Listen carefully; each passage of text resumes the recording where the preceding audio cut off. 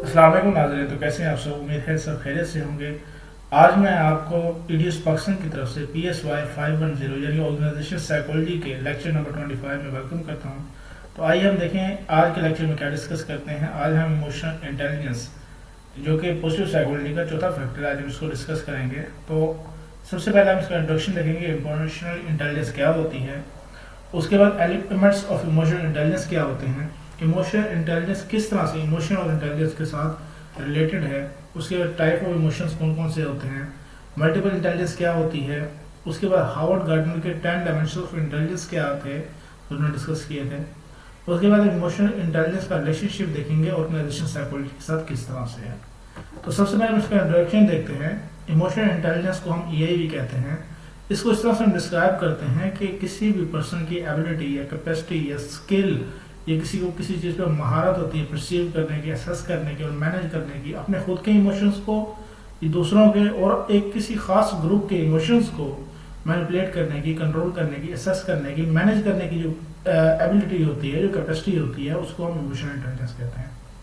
इसको हम इस तरह से भी डिफाइन कर सकते हैं कि एक पर्सन की एक एबिलिटी कि वो अपने इमोशंस को पहचाने, उसको मॉनिटर करे और साथ ही दूसरों के इमोशंस को मॉनिटर करके उनको गाइड कर सके ताकि वो अपनी थिंकिंग बदलें और उसके मुताबिक एक्शन लें। इमोशनल इंटेलिजेंस जो होती है इस तरह से इम्पोर्टेंस है। कुछ रिसर्चेस में ये देखा गया कि कुछ जो लोग जो कि अपने एग्जाम टाइम्स में या स्कूल टाइम्स में बड़ा अच्छा परफॉर्म करते थे या टॉपर थे, बाद में अपनी प्रैक्टिकल लाइफ में नाकाम होने लगे। तो ये फाइंड आउट किया गया कि ये IQ जो होता है यानी इंटेलिजेंस क्वेश्चन ये इनफ नहीं था, तो कोई ऐसी चीज़ मिसिंग थी जो कि इन सब में थी। तो फिर ये देखा गया कि जो IQ का जो स्कोर था, जिन लोगों का IQ यानी कि बहुत अच्छा था, तो वो अपनी ज़िंदगी में बेटर परफॉर्म नहीं कर सकते। उसके बाद ये देखा गया कि सोशल और इमोशनल एबिलिटीज़ जो होती हैं ये 4 टाइम यानी कि 4 टाइम्स ये ज़्यादा इंपॉर्टेंस की हामिल होती हैं एज कम्पेयर टू IQ। यानी कि इमोशनल जो आदमी की ये सोशल इमोशनल एबिलिटीज़ होती हैं वो आदमी की इंटेलिजेंस से ज़्यादा मैटर करती हैं 4 times, specially for professional success और उसकी प्रेस्टीज के लिए। उसके बाद सलोवी और मेयर्स ने 1990 में ये पोस्टुलेट दिया कि emotional intelligence is link to problem solving and achievement, कि जो इमोशनल इंटेलिजेंस है इस ये बड़ी मददगार साबित होती है प्रॉब्लम सॉल्विंग के अंदर और किसी चीज़ को अचीव करने के अंदर। अब हम इसके एलिमेंट्स को देखते हैं। डैनियल गोल्डमैन ने 5 एलिमेंट्स जो थे, डायमेंशंस जो थी EI की दी थी। सबसे पहले सेल्फ अवेयरनेस, कि पर्सन को अपने इमोशंस के बारे में अवेयरनेस हो कि मैं किस चीज़ में अच्छा हूँ, किस चीज़ में बुरा हूँ, उसको अपने बारे में A to Z तमाम चीज़ें मालूम हो। उसको पता हो कि मैं गुस्से में हूँ तो मुझे किस तरह रिएक्ट करना है, मैं खुशी में हूँ तो मुझे किस तरह रिएक्ट करना है और अपने इमोशंस को किस तरह से मैनेज करना है। उसके बाद सेल्फ मैनेजमेंट, कि पर्सन को अपनी ज़िंदगी के तमाम अदवार में अपने आप का पता हो। उसके बाद उसको सबसे बेहतर ये चीज़ पता होनी चाहिए कि वो अपने आप को किस तरह से मैनेज कर सकता है। अगर वो गुस्से में है तो किस तरह अपने गुस्से को कवर कर सकता है, अगर वो बहुत ज़्यादा खुश है तो उसने अपनी एक्साइटमेंट या खुशी किस तरह से शो करवानी है, इसको सेल्फ मैनेजमेंट कहते हैं। उसके बाद सेल्फ मोटिवेशन एक एलिमेंट है इमोशनल इंटेलिजेंस का, कि पर्सन जो है अपने गोल को परस्यू करते हुए अपने आप को मोटिवेट रखे कि अपना एक काम जो वो कर रहा है उसको वो शिद्दत के साथ करता रहे। इसके लिए इमोशनल इंटेलिजेंस होना ज़रूरी है, जिसको हम सेल्फ टॉक भी कहते हैं। उसके बाद एम्पैथी एक ऐसा फैक्टर है कि जो पर्सन है वो दूसरे के जज्बात को समझे। यह नहीं कि उसको सिंपैथी दे, बल्कि उसके जज्बात को समझे कि दूसरा पर्सन क्या चाहता है और उसके नज़रिए के मुताबिक चीज़ें किस तरह से होती हैं। उसके बाद इमोशनल इंटेलिजेंस जो पीपल होते हैं, इमोशनल इंटेलिजेंट पीपल, उनकी सोशल स्किल्स बड़ी अच्छी होती हैं। ये एक एज अ मैग्नेट वर्क करते हैं, लोग इनके इर्द गिर्द घूमते हैं, इनसे बात करना पसंद करते हैं, इनसे राय लेना पसंद करते हैं, क्योंकि इनकी सोशल स्किल्स, बात करने की एबिलिटी इनकी बहुत ज़्यादा अच्छी होती है। अब किस तरह से EI जो इमोशनल इंटेलिजेंस है ये किस तरह से इमोशनल इंटेलिजेंस से रिलेटेड होती है, आइए हम इसको डिस्कस करते हैं। अब हम ये देखते हैं कि हर इमोशन जो होता है, हर इमोशन उसका एक मैग्नीट्यूड होता है, उसकी कैपेसिटी होती है कि वो कितना हाई होता है, कितना लो होता है, चाहे वो पॉजिटिव हो या नेगेटिव हो। एक पर्सन का अगर पॉजिटिव एक कोई भी एक इमोशन आता है तो वो हो सकता है कि खुश हो, या हो सकता है कि वो नाचना शुरू कर दे। This is a magnitude. एक पर्सन के साथ कोई नेगेटिव इमोशन आता है, लेट्स सपोज किसी का दुख हुआ, हो सकता है कि उसको बुरा लगे, वो अपने आप को डिस्गस्ट फील कराए, लेकिन हो सकता है कि वो रोना भी शुरू कर दे। So this is a magnitude of emotion. उसके बाद इंटेलिजेंस को देखते हैं। इंटेलिजेंस जो होती है एक प्रॉपर्टी है, एक माइंड की एक ऐसी प्रॉपर्टी है जो हम इस्तेमाल करते हैं, जो कि इंडिविजुअल इस्तेमाल करता है रीजनिंग, किसी चीज को सोचने में, प्लान करने में, प्रॉब्लम सॉल्विंग के अंदर।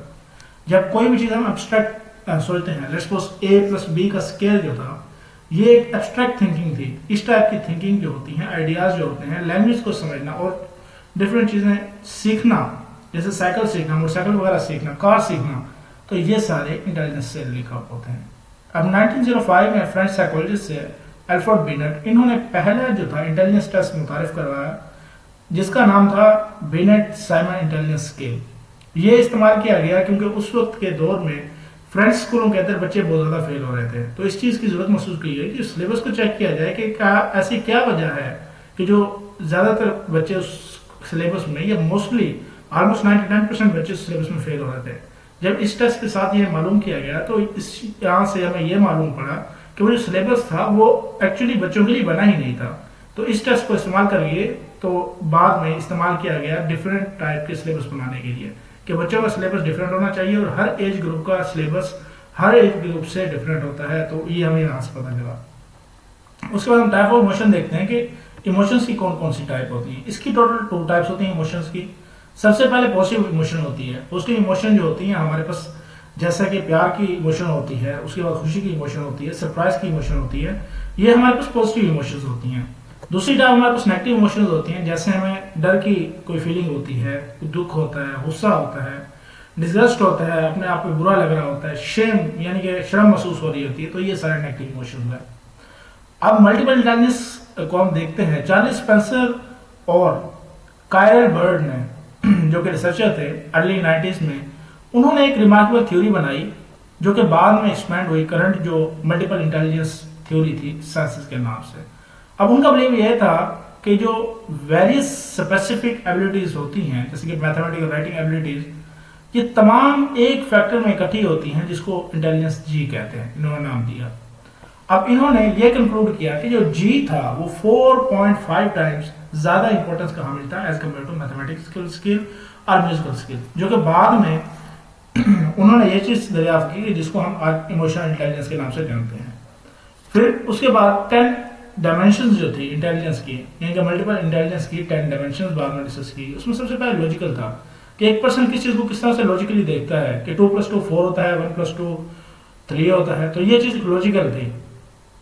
उसके बाद वर्बल, कि वो पर्सन दूसरे पर्सन से कम्युनिकेट किस तरह से करता है, अपना मैसेज किस तरह से कन्वे करता है, दूसरे की बात किस तरह समझता है, लैंग्वेज का इस्तेमाल किस तरह। इंटरपर्सनल, कि वो लोगों के साथ रवाबित किस तरह से बनाता है, लोगों को किस तरह इन्फ्लुएंस करता है, अपनी बात किस तरह से समझाता है। इंट्रापर्सनल, कि वो अपने आप को किस तरह से मोटिवेट करता है, अपने आप को किस तरह समझाता है, अपने आप से किस तरह कम्युनिकेट करता है, जिसको सेल्फ टॉक कहते हैं। उसके बाद स्पेशल, कि अगर वो किसी चीज में किसी जगह पे कहीं फंस जाता है तो वो मैप्स को कितना जल्दी समझता है, वो वहां से कितना जल्दी निकलता है, उसको स्पेशल कहते हैं। उसके बाद म्यूजिकल था, कि वो उस पर्सन को म्यूजिक की कितनी अच्छी पहचान है और वो उसको किस तरह से इस्तेमाल करता है अपनी पॉजिटिव फीलिंग बढ़ाने के लिए। उसके बाद काइनेस्टिक है, बॉडी मूवमेंट, कि वो पर्सन, उसको घूमना फिरना कितना पसंद है, उसको एक्सरसाइज करना कितना पसंद है, या उसको एथलेटिक्स कितनी अच्छी लगती है। नेचुरलिस्टिक है, कि वो उसको नेचर का पता हो, जब वो नेचर में जाता है, दरख्तों को देखता है, खूबसूरती को देखता है, तो वो उसको अप्रिशिएट करता है और उसको अच्छा लगता है। एग्जिस्टेंशियल है, कि एक पर्सन जो आता है दुनिया में, उसका एक स्पेसिफिक मिशन होता है। इस टाइप के जो पर्सन होते हैं उनको अपना मिशन क्लियरली पता होता है कि हमने इस दुनिया में आके क्या करना है। उसके बाद इमोशनल होता है, कि वो अपने इमोशंस को भी समझता है और दूसरों के इमोशंस को भी समझता है, और ये फैक्टर जी था जो कि हमने डिस्कस किया था हमारे लास्ट में, जिसमें हमने मल्टीपल इंटेलिजेंस को डिस्कस कर देते हैं। अब ऑर्गेनाइजेशन साइकोलॉजी में इमोशनल इंटेलिजेंस का क्या रिलेशनशिप है। अब ये रिलेटेड होता है जॉब में सक्सेस, के जितने भी सक्सेसफुल आज तक जो पर्सनल हैं, जो अचीवमेंट के अंदर या जॉब हासिल करने के अंदर, रिटेनिंग के अंदर इमोशनल इंटेलिजेंस बहुत अहम किरदार अदा करती है। इफेक्टिवनेस, कि एक पर्सन की जो गुफ्तगू है, जो उसका रहन सहन है, या उसका जो प्रेजेंटेशन है, वो कितनी इफेक्टिव है दूसरे लोगों के लिए, कितना उसको अफेक्ट करती है, और ये पर्सन को हेल्प करवाती है। अडॉप्टेशन एंड चेंज ऑर्गेनाइजेशन के, अगर एक पर्सन जो भी ऑर्गेनाइजेशन में कोई चेंज आता है, उसको किस तरह अडॉप्ट करता है और उस चेंज के साथ किस तरह अपने आप को कोप अप करता है। जो किसी भी पर्सन की लाइफ सक्सेस होती है, उसमें इमोशनल इंटेलिजेंस का बड़ा अहम किरदार होता है, कि वो पर्सन जितनी भी लाइफ सक्सेस अचीव करता है, कि वो पर्सन जितनी भी अपनी सक्सेस अचीव करता है वो लाइफ में सिर्फ और सिर्फ इमोशनल इंटेलिजेंस की वजह से करता है। उस पर्सन में लीडरशिप क्वालिटीज जो होती हैं इमोशनल इंटेलिजेंस में, बहुत अच्छे लीडर होते हैं क्योंकि इन्हें अपनी बात समझाना आती है, इन्हें अपनी बात मनवाना आती है, तो ये बहुत अच्छे लीडर भी होते हैं। इसके साथ ही आज का लेक्चर हम क्लोज करते हैं। इसके रिगार्डिंग आपका कोई क्वेश्चन हो कमेंट सेक्शन में जरूर बताइएगा। Please share, subscribe and share, like this channel. Thanks for watching this video. तब तक मिलते हैं नई वीडियो में, तब तक